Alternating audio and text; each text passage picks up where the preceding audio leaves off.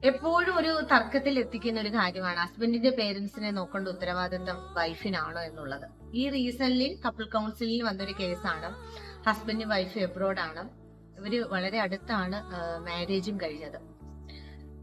നിർഭാഗ്യവശാല് ഹസ്ബൻഡിന്റെ അമ്മ മരണപ്പെടുകയും ഹസ്ബൻഡ് വൈഫിനോട് പറയുകയാണ്, നാട്ടിൽ എന്റെ അച്ഛനെ നോക്കാനായിട്ട് നാട്ടിൽ പോയി നിൽക്കണം. ഈ കുട്ടി അവിടെ വർക്ക് ചെയ്യുകയും ചെയ്യുകയാണ്.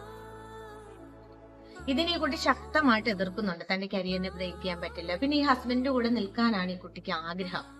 നാട്ടിൽ വന്ന് ഒറ്റയ്ക്കുള്ളൊരു ലൈഫ് തീരെ ഇഷ്ടപ്പെടാത്തൊരു വ്യക്തിയാണ്. അത് മാരേജിന് മുന്നേ പറഞ്ഞിട്ടുണ്ടായിരുന്നു. പക്ഷെ ഹസ്ബൻഡ് പേരൻസിനോടുള്ള ആ ഒരു ഇമോഷണൽ കണക്ടിവിറ്റി കാരണം, ഇല്ല എന്റെ അച്ഛൻ തനിച്ചാണ്, എന്റെ അച്ഛനെ അങ്ങനെ തനിച്ചാക്കാൻ പറ്റില്ല എന്ന നിലപാടിൽ എത്തുകയും അവസാനം അതൊരു കപ്പിൾ കൗൺസിലോട്ട് എത്തുകയും ചെയ്തു. ഇവിടെ ശരിക്കും നമ്മൾ എടുക്കേണ്ട ഒരു തീരുമാനം എന്ന് പറയുന്നത്, നമ്മുടെ പേരൻസിനെ നോക്കാനുള്ള ഉത്തരവാദിത്വം എന്ന് പറയുന്നത് തികച്ചും അത് നമുക്ക് തന്നെയാണ്, നമ്മുടെ പാർട്ട്നേഴ്സിനല്ല.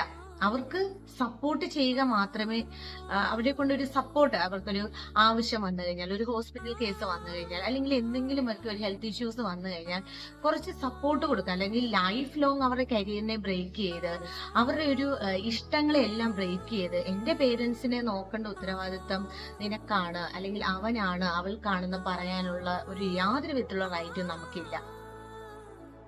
നമ്മളാണ് നമ്മുടെ പേരൻസിനെ നോക്കേണ്ടത്. അതിനു വേണ്ടിയിട്ടുള്ള കാര്യങ്ങളിലോട്ട്, അതിനു വേണ്ടിയിട്ടുള്ള സൊല്യൂഷനിലോട്ടാണ് നമ്മൾ എത്തേണ്ടത്.